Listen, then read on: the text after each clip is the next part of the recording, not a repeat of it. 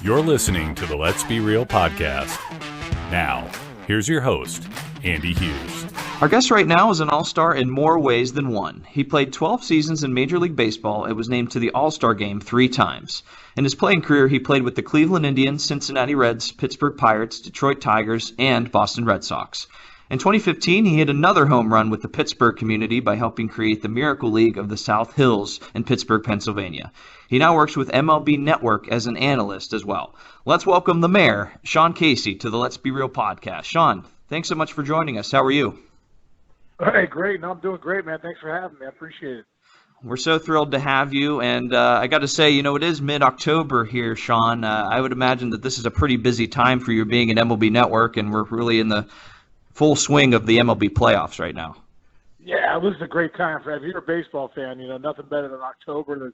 The air's changed a little bit. It's getting a little chillier, and it's postseason baseball. So, for me as a player, this is the ultimate, and as an analyst now, this is really cool because get a chance to dive into the games and get a chance to go to the World Series and spend the time there too. So it's a great time of year for me and for everybody that loves baseball. It absolutely is. Couldn't agree more. And I want to start there, actually, with the game of baseball. Obviously, you played for so long. Your kids are involved with it. You're an analyst. You built the Miracle League in the South Hills. Obviously, baseball means a lot to you. Where did that love for baseball begin?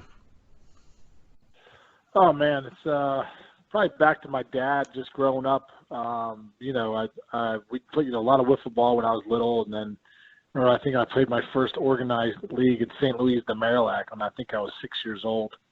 That was the first time. And then, I just loved hitting. And I loved my dad. I think I loved baseball initially because my dad loved it. And then, as I got older and I got to learn about the craft of hitting, a guy named Frank Porco was a huge influence in my life. He was a hitting instructor down at Grand Slam when it just opened up in Bethel Park, and used to hit with him every Tuesday night and then hit all week by myself and then go back with him. And I started just loving the art of hitting, and it was a lot of hard work. A lot of working after school and hitting, and I just love the craft, and I love the competition, the one-on-one match between that guy on the mound and me in the box, and it was just my dad and I always going to the Pirate games with my friends growing up, and being a Bucco fan, and just baseball's just been always a huge part of my life, and then I went to college and ended up playing pro ball. So I have a lot of my life. I'm very thankful to baseball. I'm very grateful that I was fortunate enough to play it at the highest level, and and even with the Miracle League now, with the kids that we have, we our mission statement really is part of like all kids deserve a chance to play, and the fact that we have over 300 kids, and we have they get their own uniforms, they get to be a part of a team, they get to play the wonderful game of baseball, they get to experience teammates and friends and all that stuff. It's just it's the gift that keeps on giving baseball for me, and the Miracle League now is probably the ultimate gift that it's given. Mm-hmm. Yeah, the Miracle League is absolutely fantastic. I mean, just allowing those kids to get involved with baseball. It's such a great game, such a great way to connect with people. And, when you were starting up, what was your path like? Because, anytime you talk to a Major League Baseball player, I think I have to ask, how hard was it to get to the big leagues? And what were some of the things that you had to do to kind of separate yourselves from the others? Because, as you know, there's so much talent that comes up in baseball. And, I think a lot of the things that put people ahead is maybe the mental part of the game. And I think that's something that not a lot of people talk about enough. Oh my gosh! I mean, you hit the nail right on the head. I mean, for me, the mental side of the game is probably that's the separator. There's a lot of talent. I was a coach for the Toronto Blue Jays a couple of years ago, and I was at spring training, and a lot of those guys, Vlad Guerrero Jr. and Bo Bichette, these young kids are there.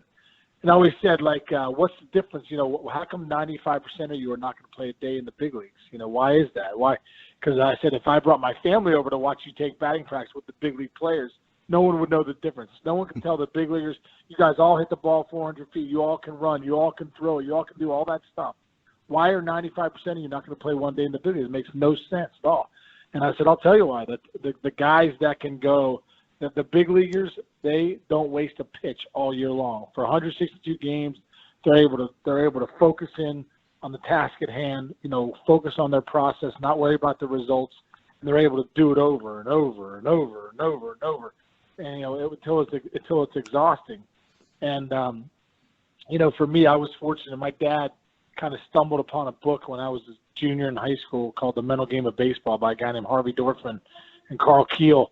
And it was, I didn't love reading back in high school, but I loved that book for whatever reason. I used to love, during my free periods, I'd go and just mark it up and, just talking about, a lot of stuff in there was just how to breathe, how to slow yourself down, how to turn your vision on, focus on the process, not the results, focus on the task at hand, one pitch at a time, expectations of people, dedication, concentration, relaxation. It was just stuff that as a 16-year-old kid, I just sponged it up.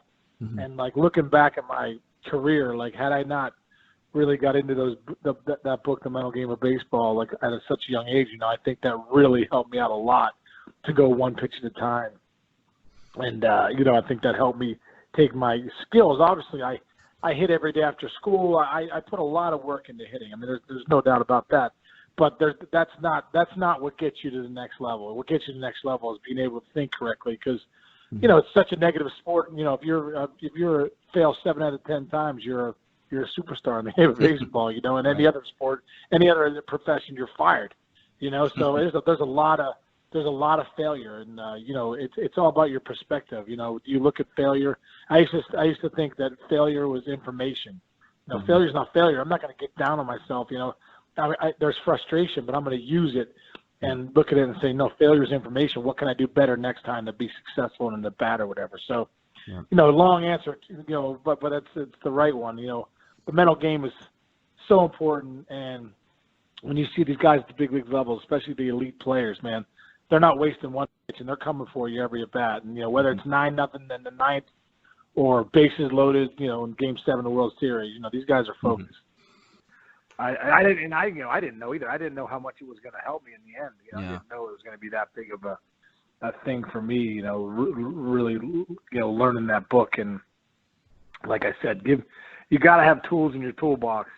So we all have physical tools, and I said, you got to have the mental tools too. You got to have the mental tools to live in the moment, to take a deep breath, slow your anxiety down, all that stuff. Mm-hmm. I always tell my kids, you can't bring a knife to a gunfight. You got to have a gun that's got a chamber where you got 15, 16 mental bullets. If 1, 2, 3, 4, 5 don't work, you got to have 6, 7, 8. You got to have something you can go to, and not only. And I said that doesn't just happen. You really have to develop that skill, develop your brain, develop all that stuff, and then put it into action. Absolutely. No, that's great advice, and you definitely have to prepare for that failure, because sometimes you just fail and you have to get right back up, and I think that's really important. And what were some of your biggest challenges you faced during your playing career? Obviously, there's a lot of different things getting to the big leagues. There's a lot of difficult things that can happen. Were there any big challenges that you were able to overcome?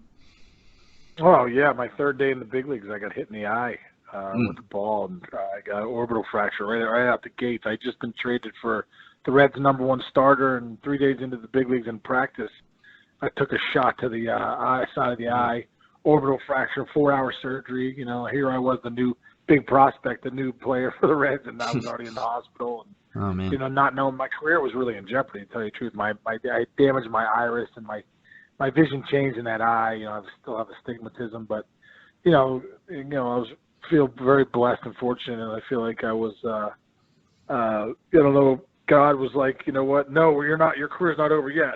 You're gonna have a few more years. So I was really fortunate and lucky to be able to come back and play and kind of overcome that initial injury. And then, there's ups and downs.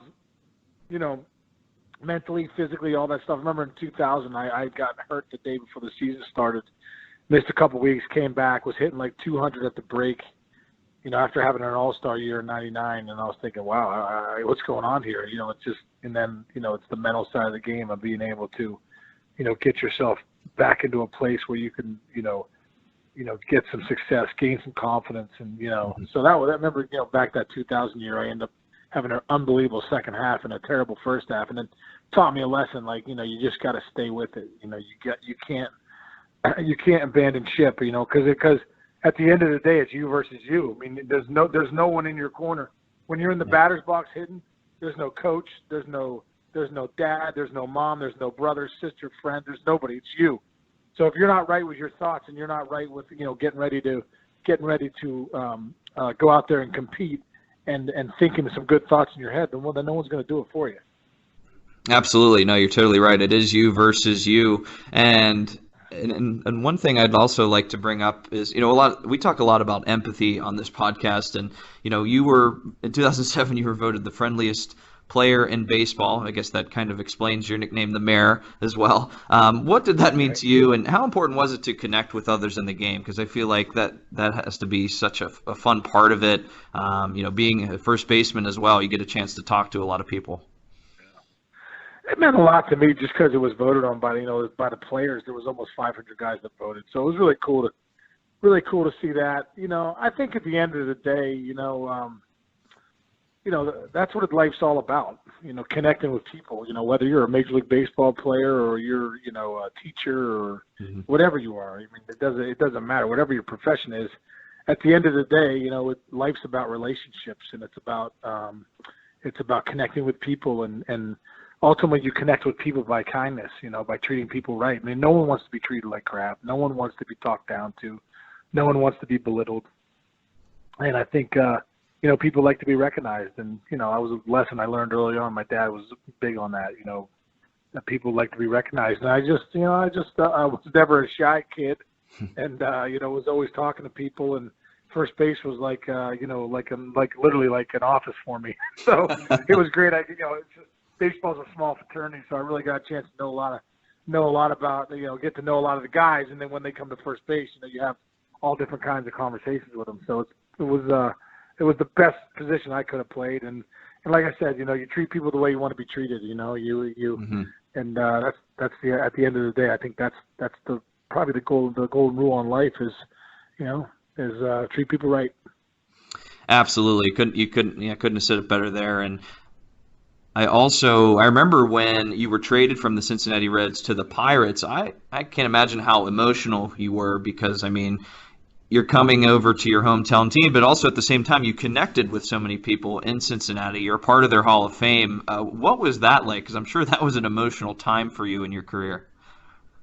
Oh, man, that was such a weird time for me. My daughter Carly had just been born. I got traded at the winter meetings, which is weird because I had 1 year left in my contract with the Reds. I played 8 years there. Then I was getting traded to Pittsburgh. It was like my dream team because I had grown up in Pittsburgh and all I wanted to do was play for the Pirates. So it was like I just bought a house in Cincinnati. It was crazy. It was absolutely crazy. People don't realize, you're with the team for 8 years and then you get traded and the next day you're at a press conference in Pittsburgh saying how excited you are to be here. When meanwhile, you're like, you don't know what to think. It's like just a crazy time. So, I loved my time in Cincinnati. It was unbelievable. Got a chance to represent that city for three All-Star games. And the 99 Reds team was my favorite team I ever played on and made some great friends and feel like some people are still family that I had there. And coming to Pittsburgh was, like I said, a dream come true for me, put on the Pirate uniform. I think it was bittersweet because we were not a good team, I think at that time, ownership was, grinding and we just didn't have the Jimmies and the Joes at the end of the day in that clubhouse. And so when I got traded to the Tigers that year, basically got traded to all the, Pirates, basically the whole staff was the Pirates, it was Leland, Gene Lamont, Lloyd McClendon, Rafael Belliard, Don Slott was our hitting coach. Andy Van Slyke was our first base coach. It was like, these are like the guys I grew up wanting to be. So it was kind of a cool Pittsburgh year for me. I was in Pittsburgh for 4 months. I got traded at the deadline to the Tigers, and I felt like I was still in Pittsburgh because of that staff. Yeah. I remember that, and it's funny you mentioned Andy Van Slyke. I was actually named after Andy Van Slyke.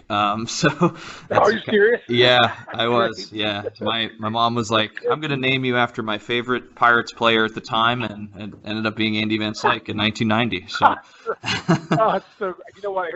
Here's a funny story. Before it was before Game 3. Game 3 at St. Louis got rained out, and Van Slyke would do this drill with me before. I would go. He and I would go hit. He would throw as hard as he could from batting practice. From the batting practice distance, and he still had a cannon of an arm. So he was only like 30 feet away. So it must have been 100 miles an hour he was throwing. And we did this unbelievable drill, working on really seeing the ball just going, and reacting to it. If it's a ball, stop. If it's not, go. Now it was an awesome drill. And I remember Game 3 got rained out. So Andy and I were in the cages hitting for like an hour. He had a rubber arm. He threw a million balls. And I remember I stopped for a second. I said, "Hey man," and this is my 9th year in the big leagues, and I'm like, "Yeah, I just want to tell you, I'm having a moment right now where I feel like I'm a 15-year-old kid in Pittsburgh because I said like you were one of my heroes. You were one of my heroes growing up, and I can't believe you're throwing me batting practice, even though it's my 9th year in the big leagues." I was like, I just can't believe Andy Van Slyke's throwing me batting practice. You're a kid again all of a sudden. Yeah, seriously, it's like you're a kid all over again. It was crazy. That's really cool, though. I mean, yeah, that's really cool that you can even still have those moments. And, you mentioned all those names earlier, Jim Leland, Gene Lamont, Vince Slyke, all those guys. You worked with a lot of great leaders. And, we talk a lot about leadership. What were some of the best leaders that influenced you in your life? And what were some of the things that they did to really make an impact on you? Oh, man. Well, when I think about leaders and I think about my career, Jim Leland was right up there. He was just a great communicator. Jim was great. Jim had a great way of feeling of having a little bit of an edge about him. Like you knew he was the boss, but you also knew he cared about you. You knew that he'd walk around batting practice every day. How's the family doing? How's it going? How'd you sleep last? He took the time to really go around and get to know guys. Get to know their families. He really made you feel like he cared, you know what I mean? I think that was, that a good leader does that. A good leader makes you feel like, I really do care about you as a person. Mm-hmm. And, obviously you have a profession to do, and he expected a lot there. There's no doubt about it. But you wanted to do your profession better because you knew he cared about you. And, for me, that was huge. He was one of those guys that, that was one of the best leaders I've ever seen. Terry Francona, when I was lucky enough to play in Boston there in 2008, Tito was just a great sense of humor, same kind of guy, great sense of humor, really funny. Like Leland was a really funny guy too, but serious when they had to be. You knew they were the boss, but like you said too, treated you like men. You were allowed to make mistakes. You were allowed to, you were allowed to go out there and be yourself. And I think that was, that was a big thing too with Tito. He was just such a great leader. Another guy who was a great leader was Mark Shapiro, who's now one of the head guys, runs the Toronto Blue Jays. Yeah. Mm-hmm. When I was coming up in the minor leagues with the Indians, he was the minor league director. And I just remember, the way he treated everybody, not just your top prospects. They made sure that everyone had, the protein shake or the Gator Load bar. They made sure that the weightlifting was good. The Indians, when I was in the minor leagues, Mark Shapiro and that whole Indians organization were so organized. They had such a good game plan. They helped you to put down your goals on paper and to see what you could do, and then how to follow through with that plan. And just like that. But Mark Shapiro is one of the better leaders too that I've ever been around. That's awesome. Any good Jim Leland or Terry Francona stories that you'd like to share? I'm sure you have a lot. Leland, when I first got to the big leagues, I got traded over the Rays. I'm at my locker, and the media's gathered around me, and here comes Leland. I need to talk to you, okay? So I'm like, I got to get going. Leland needs to talk to me. So I get there, go in the office. It's me, Leland, Gene Lamont, and Lloyd McClendon. So I'm like, it's really cool. And he's like, all right, Case, we got you here. Congratulations, great to have you here. Now we got to go over the signs. He's like, Gino, give Case the signs, because Gene's the third base coach. So Lamont's like, all right, Case. He's like, here we go. He's like, we're going to go through the signs, blah, blah, blah. I go to my ear, it's hot. And now stay with me. And if I go to my hat, it's a hit and run. and then we're not going to give you the bunt sign. And then Leland comes in. He's like, all right, now listen. He's like, no, you got the hit and run. Not going to give you the bunt. Now, if you get on first base with a walk or a hit, I don't want you looking over Gino. I want you looking in the dugout because I want you looking at me. Now, if I get to the top step and we catch eyes, as soon as we catch eyes, stay with me. If I jump up and never come back down, you steal. And I was so locked in because I was like, he was so serious.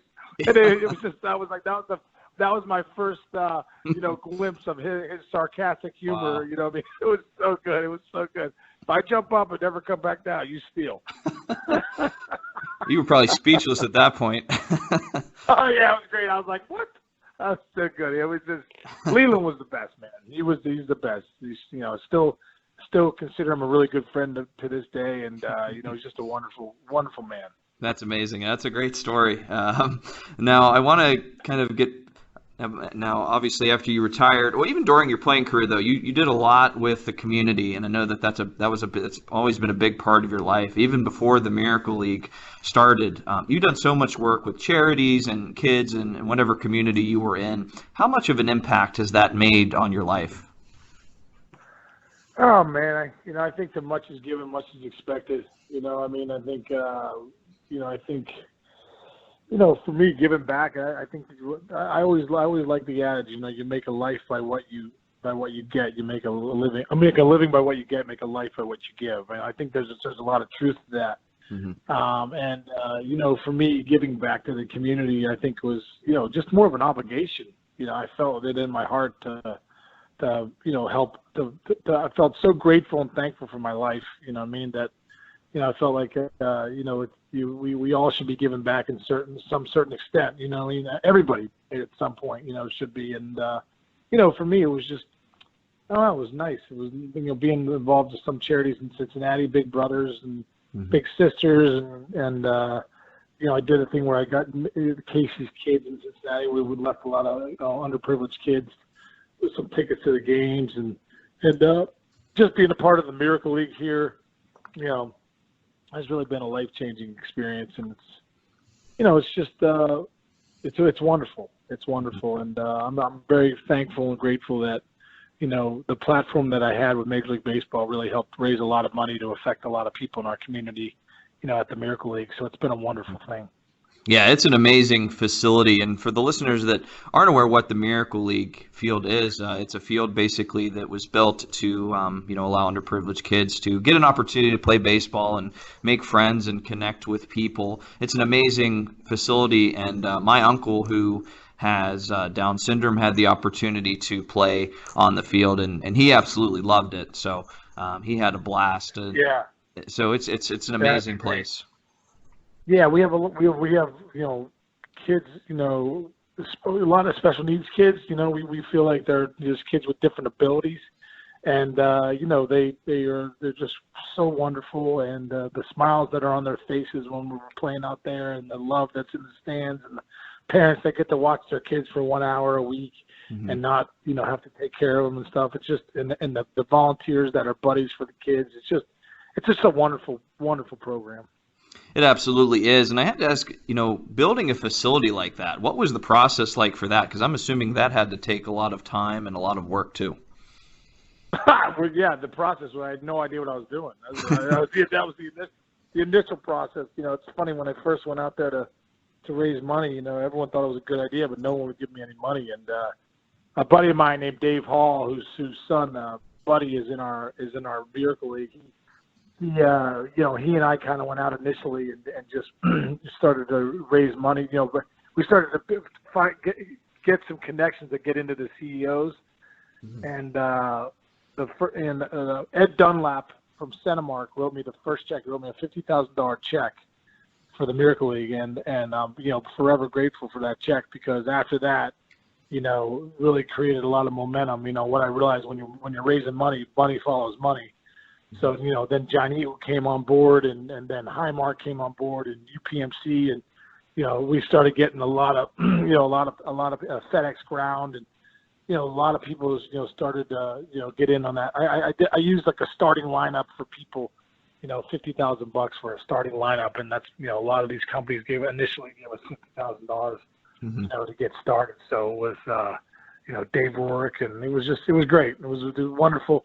But then as that started, what was great was we had the money that was raised. It was really I wanted it to be Pittsburgh and grassroots. So a lot of kids from lemonade stands, schools putting together fundraising drives. Just people did so much for us, just to raise money, help us raise money. And that facility is almost $2 million facility.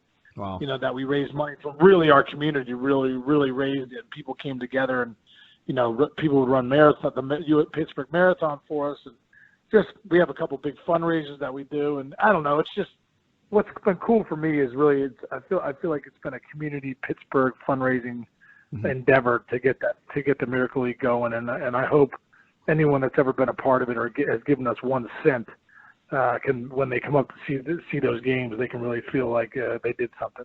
Yeah, no, it's an amazing facility. And while we're on the topic, where can people find more information about that at the Miracle League? Yeah, if you go to miracleleaguesouthhills.org, and you can find out how to volunteer, how to sign up, how you could, if you want to give us a donation, we're in the midst of a new fundraising drive. We're going to put up this a lot of shelter with home plate seats behind home plate, but we're going to open up a concession stand. And one of the things that we're doing that's very unique that we're really excited about is we're going to train our kids, our Miracle League kids, to work the concession stand and to work our memorabilia section too. So it'll be just it's gonna be really cool. So you can go to miracleleaguesouthhills.org, and like I said, you can sign up to be a volunteer, you can sign up to be a coach and an announcer, but also to donate too, which is great. Absolutely, definitely check that out. Now, last thing, you are, you're doing all these things, but you're also a father as well. I know you have 2 sons and 2 daughters, and how are they doing? What are they up to right now? Yeah, it's great. I mean, that's probably the biggest part of our lives. Yeah. My oldest son Andrew is a senior at Upper St. Clair. He's going to go to Dayton to play baseball, so he's excited about that. He's got a big basketball season coming up, so we're all looking forward to that. My other son Jake, he's a junior. He they're all volunteers at the Miracle League too. We made sure of that years ago. But my other son Jake plays a little baseball, and my daughter Carly's in 8th grade, and I have another daughter Jillian that's in 4th grade, and they're great, and they do a little volleyball. My wife was a Division I volleyball player, so nice. I find that volleyball is a big deal in our house too. The sports definitely is in the family, then, that's for sure. Yeah. Well, cool. Well, no, Sean, this was so much fun. Thank you so much for joining us, talking about the Miracle League and a little bit about your career. Really appreciate it, and best of luck with everything with the Miracle League. And we look forward to hearing more from you on the MLB Network here in the playoffs. All right, brother. Thanks a lot. Thanks for having me on. I appreciate it.